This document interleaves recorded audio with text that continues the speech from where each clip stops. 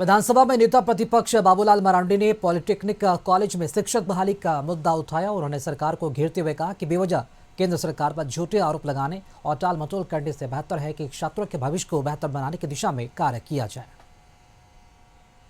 स्वतंत्र एजेंसी है और जिस प्रकार से अभी विधायक जी प्रश्न कर रहे थे 22 से आपका चल रहा है, मुझे लगता नहीं है कि आपने वहां कुछ प्रयास किया है। अगर प्रयास किया होती सरकार तो अब तक परमिशन मिल गया होता जब बिल्डिंग बनकर तैयार। वही नहीं, पूरे राज्य में इस प्रकार की पॉलिटेक्निक बिल्डिंग बन करके तैयार है। और अभी भी जो मंत्री जी उत्तर दे रहे थे उसमें क्या एक प्रभारी प्राचार्य को नियुक्त किया गया है। एक स्वतंत्र एजेंसी है और जिस प्रकार से अभी विधायक जी प्रश्न कर रहे थे 22 से आपका चल रहा है, मुझे लगता नहीं है कि आपने वहां कुछ प्रयास किया है। अगर प्रयास किया होती सरकार तो अब तक परमिशन मिल गया होता जब बिल्डिंग बनकर तैयार। वही नहीं, पूरे राज्य में इस प्रकार की पॉलिटेक्निक बिल्डिंग बन करके तैयार है।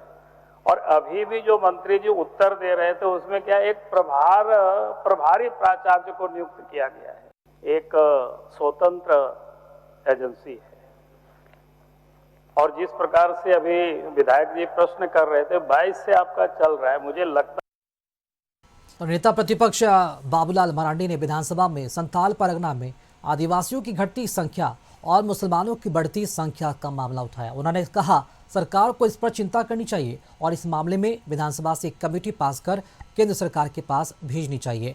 उन्होंने कहा कि सरकार इस मुद्दे पर गंभीर होकर विचार करे। परिसीमन के मुद्दे पर बाबूलाल ने कहा कि आने वाले समय पर बदलाव जरूर देखने को मिलेगा।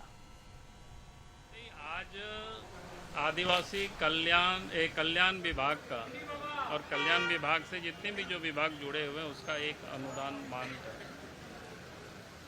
और उस पर मंत्री जी जब जवाब देने के लिए खड़े हुए तो उन्होंने फिर पूर्व की जब डिलिमिटेशन हो रहा था झारखंड में नहीं हो पाया तो उसका उन्होंने उल्लेख किया। उस समय 1 लोकसभा सीट और 6 विधानसभा सीट रिजर्व सीट वो कम हो रहा था, यानी वो ओपन हो रहा था। तो उस पर उन्होंने चिंता व्यक्त की। उनकी चिंता अपनी जगह पर वाजिब था,